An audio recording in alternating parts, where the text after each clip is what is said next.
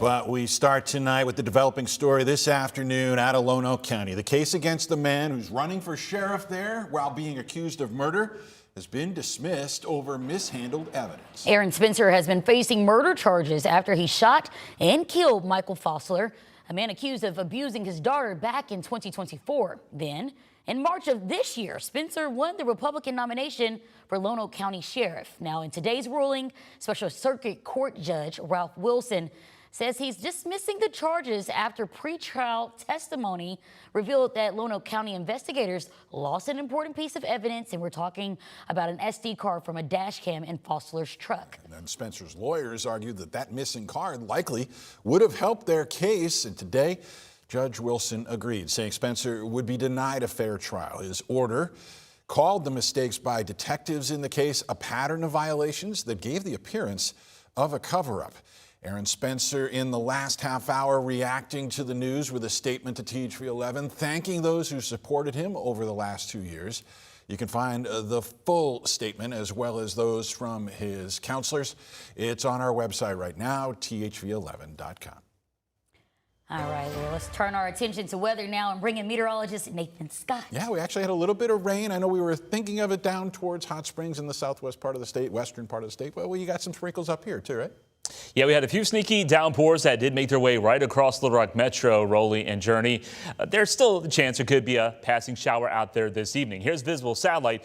The thicker cloud cover primarily in southwest Arkansas. More sunshine into east Arkansas as expected. Temperatures into the low 80s. Meanwhile, it's 70s into Mena and also into the Queen. There's that blob of moisture continuing to spread its way from southwest Arkansas. And this has added up to some significant rainfall today, primarily over an inch into southwest Arkansas. And when we take a look at the high resolution radar right now, still a few showers down landscape here into the Ozarks. Not too much happening in north central Arkansas, but there are a few showers. Perry County, Garland County, pretty close to Hot Springs Village, and even a few showers right along Interstate 30 from Malvern.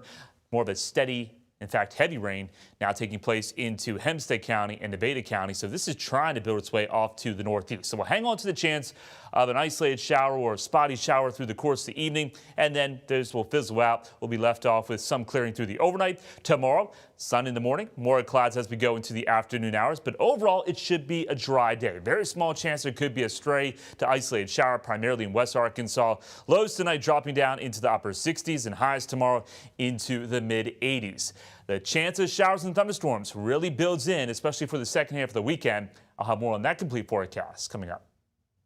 All right, Nathan, thank you. Well, questions are still swirling in Camden after a powerful storm caused significant damage across parts of the city. Discussion over the exact cause of the damage is what's causing the division in the community. Yeah, this is a storm from a couple of weeks ago, and THV 11's Tanya Motorzitsky explains why some aren't convinced the experts got it right back then. These pictures from residents paint the scene of the aftermath of a storm in April, leaving Camden residents left to clean up, and still storm damage remains, like this gazebo downtown. Damage, Justice of the Peace Essie Arnold says, was awful. We had houses tore up, we had trees uprooted, and I mean big roots. I'm not talking about little trees. I'm talking about big roots. We had streets here that were impassable. It was just a crazy mess. She says in that night in April, no tornado sirens went off. I have not heard a tornado siren here in a while. She says it's been 10 years since she heard a siren and doesn't know if the emergency sirens even work, but is grateful no one got hurt. Ouachita Emergency Manager Adam LeDuc says in a text message he doesn't do interviews, and the reason sirens did not go off was because there wasn't a tornado, and goes on to say the sirens only tone when the National Weather Service gives dispatchers a tornado alert. But the storm damage instead came from straight line winds, something Arnold says she's not buying. And I knew it could not have actually been that because it was too devastating. In Camden, Tanya Motorzitsky, THV 11 News. All right, Tanya, thank you. Well, LeDuc says the county and city each test the sirens weekly. And we also reached out to the fire department to confirm that down there, and about the other questions that we've had, we're still waiting to hear back from them. More states across the country are sounding alarms when it comes to cyclochloroquine, a synthetic opioid 10 times stronger than fentanyl. Yeah, you may remember just last month, the state crime lab confirmed the first death linked to the drug here in Arkansas, where our neighbors to the east in Tennessee have seen 50 in the last year, which has health and law enforcement officials worried. Yeah, they say this drug can be difficult to detect with standard testing methods, and they add one dose of Narcan might not be enough to reverse an overdose from it. Yeah, dangerous. Social media trend is also raising concerns after landing kids in the emergency room.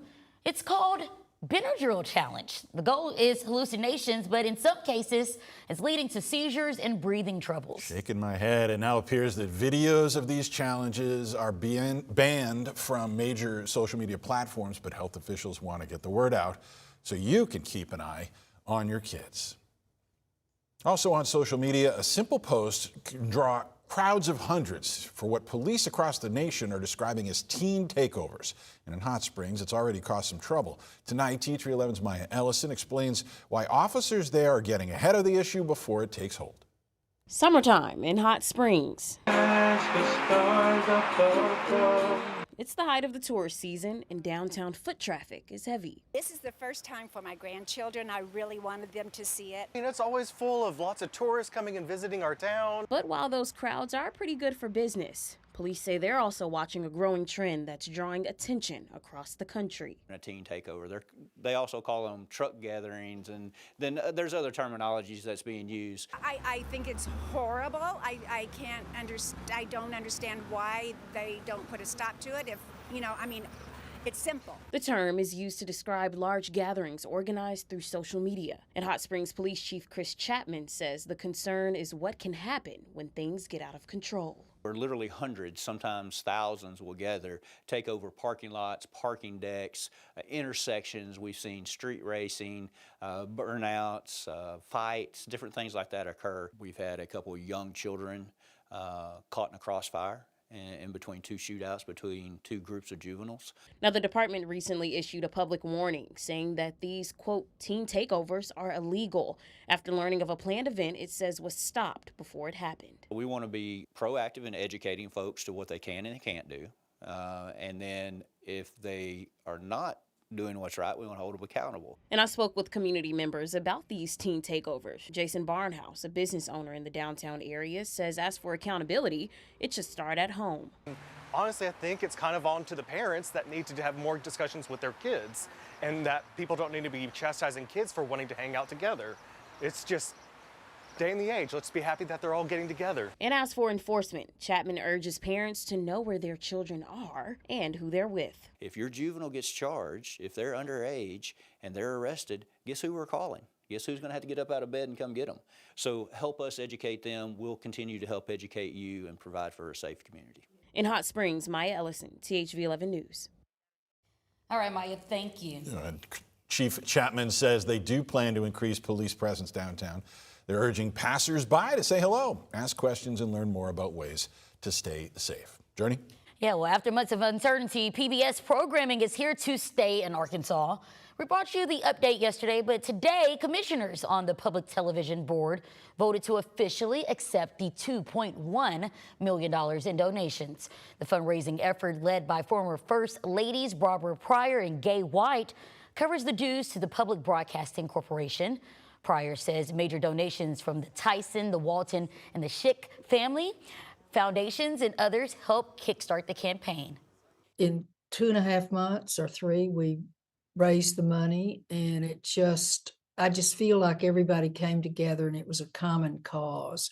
It was a grassroots effort, which is, of course, exactly what you want for something like this. So we were very fortunate and grateful for everybody's help. Pryor also says what she's most proud of is seeing Arkansans come together behind what she calls a common cause. The donations raised enough money to cover PBS dues for the upcoming year, and there are already commitments to help cover the next 2 years as well.